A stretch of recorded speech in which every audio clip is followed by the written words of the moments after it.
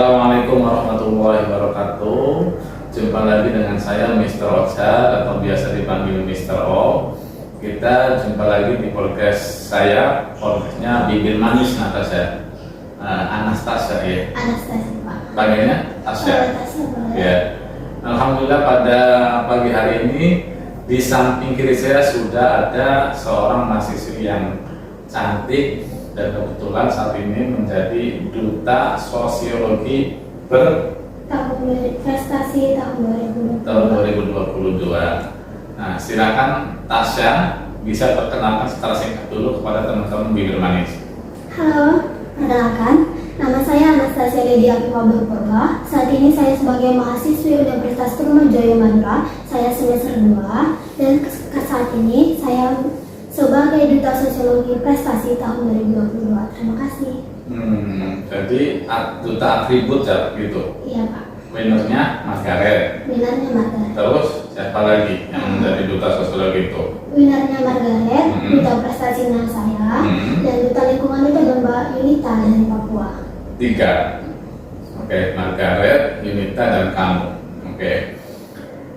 Nah, Natasha ini asalnya dari Medan. Medan. Apa tuh Kabanjahe? Medan, Kabanjahe, Sumatera Utara. Sumatera Utara. Kok bisa akhirnya mendarat di UTM ini? Gimana ceritanya dulu, Natasha? Kalau saya bilang hal nggak sengaja itu boleh nggak Pak? Boleh. Karena emang saya akhirnya bisa sebagai mahasiswi di UTM ini, saya bersyukur, saya bangga bisa kuliah. Karena nggak semua orang punya kesempatan yang sama kan Pak. Saya bersyukur bisa diberi kesempatan untuk kuliah dan bisa menjadi salah satu mahasiswi di UTM ini. Tapi sebelumnya UTM bukan menjadi target saya. Sebelumnya saya itu ngambil ilmu politik UGM dari SNM sampai SDM juga. Cuman belum rezekinya dan menurut saya kemampuan saya juga waktu saya ditolak sama UGM, saya juga merasa nggak apa-apa.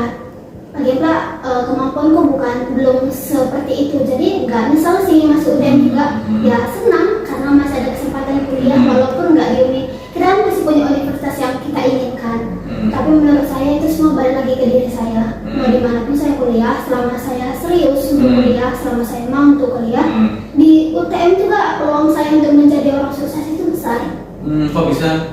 Ya besar. Selama saya bisa mengolah waktu saya, selagi saya bisa berbaur dengan masyarakat, bisa mengolah kesempatan dan keadaan yang ada, kenapa tidak saya jadi orang yang sukses, bisa kan? Bisa. Kan semua balik diri saya lagi, saya bisa menghandle kalau saya mau. Tapi kalau saya tidak mau saya di UGM sekalipun, saya tidak akan berkembang karena saya tidak mau. Oke, berarti kita langsung saja ke B yang pertama nih, belajar ya. Iya. Oke, jadi menurut Tasya, dimanapun kita belajar itu bisa tergantung orangnya, bukan tergantung tempat di mana kita belajar. Bukan semua tempat bisa dijadikan ranah tempat kita belajar selama kita mau belajar. Kalau kita nggak mau belajar juga di UGM juga saya bakal jadi terbelakang kan dari teman-teman yang lain. Karena memang dasar kemampuan saya belum seperti itu dan saya malas untuk belajar, malas untuk mengikuti yang lain. Kadang gini Pak, kita udah kayak berada di lingkungan UGM itu kan menurut saya salah satu yang cukup ketat ya persaingan. Sudah bersaing, sudah belajar, kayak capek, udah deh malas, besok udah nggak usah istirahat dulu. Ya percayalah, saya kan dari mahasiswa yang terbelakang dari teman-teman yang lain. Karena dasarnya kita harus tahu ketika kita masuk UGM, kita harus tahu potensi belajar kita harus kayak mana. Kita setidaknya tidak melebihi teman-teman lain, seharusnya kita bisa menyeimbangkan dengan teman-teman yang lain. Bukan berarti di UTM sebenarnya potensi belajar kita rendah, bukan. Tapi kan dari yang kita tahu juga UGM itu untuk masuk ke sana cukup ketat kan Pak. Dan otomatis daya saing kita dalam belajar juga tinggi menurut saya. Enggak, maksud saya kan awalnya kan UGM nih ceritanya. Kan selain UGM juga banyak nih, ya kan? Nah, kenapa UTM? Kan ada juga kampus yang lain. Nah itu tadi saya bilang ini ketidaksengajaan. Karena saya sebenarnya nggak tahu sih ada UTM gitu nama kampus, cuman mirip UGM lah ya. Iya, soalnya kemarin itu kan Pak waktu mau ngambil kampus, terus ada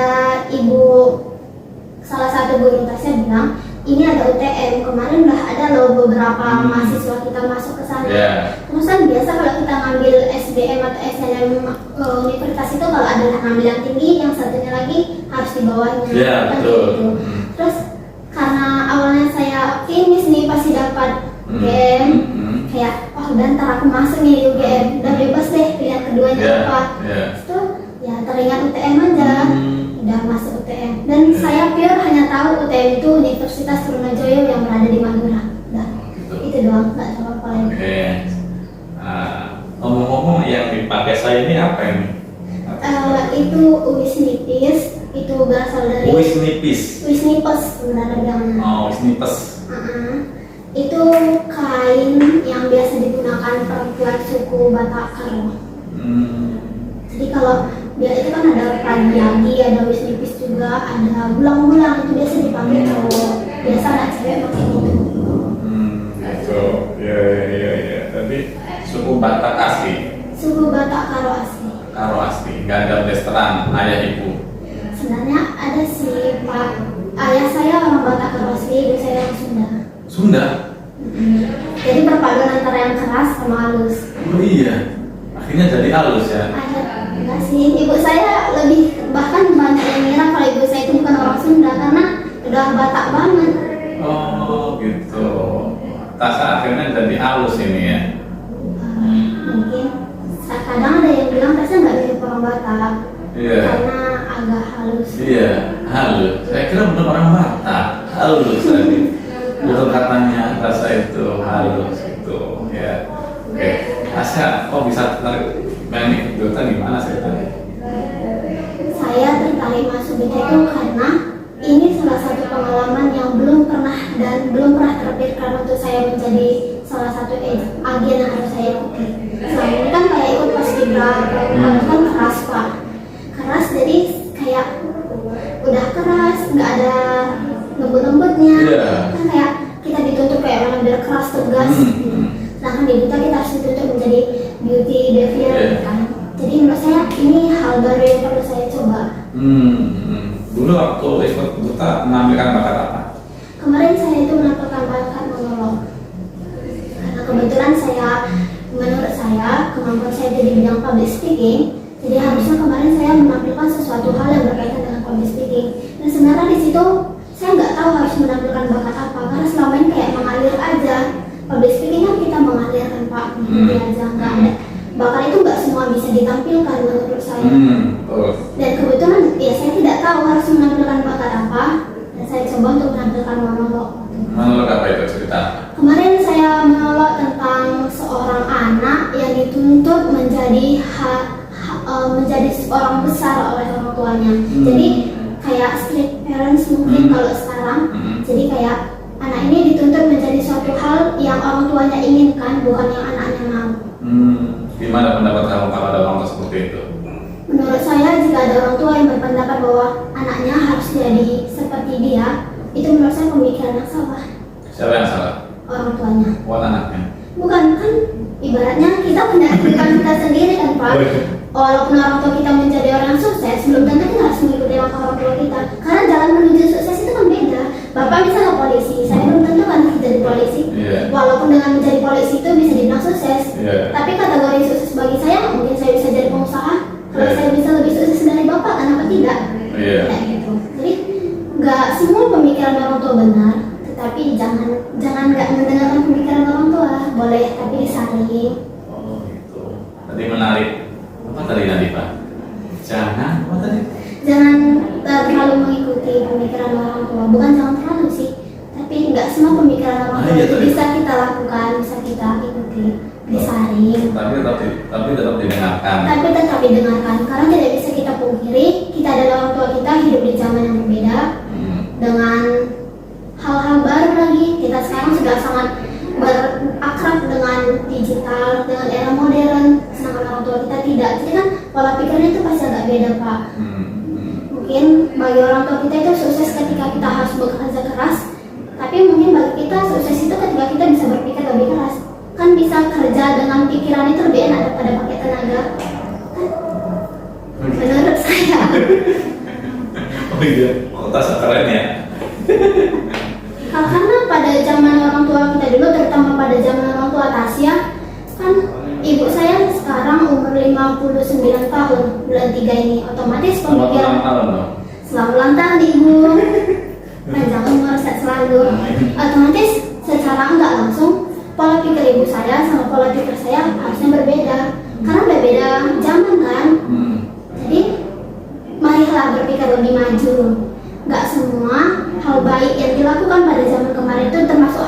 lagi sekarang. Mungkin garis besarnya iya, tetapi ayo kita pilih-pilih lagi gitu. Kan kita juga punya cara kita sendiri, punya hidup kita sendiri, mimpi kita sendiri. Orang tua itu mengarahkan kita lebih baik, sisanya balik sama diri kita sendiri. Mau jadi apa? Keren Natasha. Ini banyak quotes-quotesnya loh. Nanti saya potong pendek-pendek ya, pakai atau ya. Atau gitu. Oke, menarik tadi Natasha ya. Menurut kamu kenapa jauh-jauh hanya untuk kuliah dari Medan ke Jawa? Seberapa penting pendidikan menurut kamu untuk perempuan wanita? Pendidikan itu sangat-sangat penting, terutama untuk wanita. Menurut saya, karena selama ini kan kayak dipikir, perempuan doang, besok-besok di dapur, besok-besok ya perempuan itu bakal jadi ibu, bakal jadi istri. Tidak, untuk menjadi ibu, untuk menjadi istri, bahkan kita juga butuh pendidikan. Kan ntar saya melahirkan, yang mengasuh, mendidik anak saya sebelum masuk ke ranah sekolah itu pasti saya dengan suami saya. Jika saya tidak bisa memberikan contoh yang baik sebagai ibu, bagaimana dia akan memikir gini, wah ibu saya di rumah seperti ini. Bahkan ibu saya melipat kain aja kayak gitu. Ibu saya meletakkan barang sembarangan, terus kenapa saya harus membuat barang itu teratur dan rapi? Karena sekolah pertamanya itu pasti keluarga kan Pak. Bahkan untuk mendidik anak saya harus punya pendidikan, saya harus punya bekal untuk bisa menjadi seorang ibu, bahkan saya sendiri kan seorang anak. Ya saya harus punya pendidikan untuk yang saya berikan kepada orang tua saya, karena mereka sudah menyekolahkan saya, memberi makan saya selama ini, menghidupi saya, memenuhi kebutuhan saya. Kamu memberikan pendidikan untuk orang tua kamu? Bukan, memberikan hasil pendidikan saya untuk orang tua saya sebagai bukti ya saya menghargai selama ini Hasil pendidikannya. Memang adakah satu semester ini hasil pendidikan yang sudah kamu raih akhirnya berdampak berimplikasi kepada orang tua kamu? Menurut saya ada Pak. Apa itu? Saya jauh-jauh datang dari Medan ke Tanah Jawa untuk berkuliah. Seharusnya kan saya bisa berkuliah di Medan, banyak universitas yang bagus juga. Tapi orang tua saya tidak pernah melarang saya untuk kuliah kemana saja. Terserah deh mau kuliah kemana, mau ngambil jurusan apa, selama kau bisa serius di kuliahmu silahkan. Itu kalau orang tua saya. Abang sama ibu saya lebih tepatnya karena ayah saya udah nggak ada. Terus dan selama saya ngekos di sini jauh dari orang tua, menurut saya pribadi saya nggak menyia-nyiakan kesempatan yang sudah diberikan kepada saya untuk berkuliah di sini. Saya bisa lulus kemarin semester 1 dengan nilai yang cukup memuaskan. Otomatis saya selama ini belajar di sini. Saya tidak hanya main-main karena saya sadar tujuan saya jauh-jauh kemarin adalah untuk kuliah. Kalau saya hanya untuk traveling dan hiburan yang lainnya, saya bisa ke tempat lain yang mungkin lebih indah, Bali mungkin. Tapi karena saya sadar saya kesini tuh kuliah, saya dibiayai dengan orang tua saya bukan dengan biaya yang sedikit, dan saya harus belajar di sini, harus kuliah. Saya bisa lulus semester 1 dengan nilai yang alhamdulillahnya cukup. Berapa? Ya saya Jangan bisik-bisik. Di PK Natasha 3,88. Wih keren. Walaupun sosiologi kan lumayan kan Pak? Iya, kan itu. Nadika berapa? 7,76. 3,76. Iya. Berarti selama ini kan saya belajar, Iya, saya serius belajar. dengan kuliah saya. Kemarin Tapi juga ada juga main TikToknya. saya nggak main TikTok kebetulan, scroll doang Pak. Iya, scroll doang. Scroll TikTok, tapi kalau buat TikTok Enggak. Kenapa enggak buat? nggak pede Pak. Enggak pede. Nah ini pede dari duta. Tahu kalau main TikTok pede, sebenarnya kadang pede Yaudah nanti scroll TikTok saya aja ya. Boleh. Saya bermanfaat kok. Kita udah berteman belum di IG? Belum, nanti Belum, saya ya? follow Bapak. Oke, siap. Oke, berikutnya berprestasi. Saya baca CV-nya Tasha itu kebanyakan prestasinya itu di yang berkaitan dengan fisik ya, pramuka, paskibra gitu ya. Nah, ini mungkin menjadi salah satu prestasi non fisik yang menjadi duta ini. Iya. Adakah prestasi selain ini menurut Tasha? Prestasi non fisik, ya non fisik kan Iya. Pak. Yang kalau SD banyak Pak. SD. SD saya sering, nggak 4 kali mungkin jadi perwakilan sekolah. Pidato pernah, baca Quran pernah, MTQ, hafalan Al-Quran juga pernah. Karena dulu SD itu emang kayak agamanya kuat. Setelah saya di MI. Oh, MI, negeri atau swasta? Negeri. Oh ya. Saya punya 13 piala di rumah. Banyak banget. Tapi itu waktu SD itu sebagian banyak. Saya pernah ikut hafalan surat pendek sekecamatan juara 1, tapi di kabupatennya harapan 3. Terus itu juga ada piala, sertifikat juga di rumah.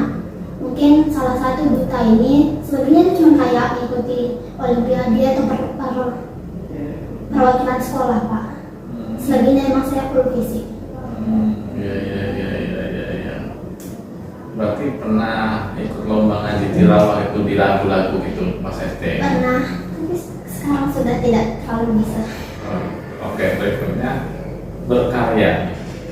Apakah Tasya ini sudah berkarya? Berkarya mungkin sudah. Menurut saya memiliki karya seperti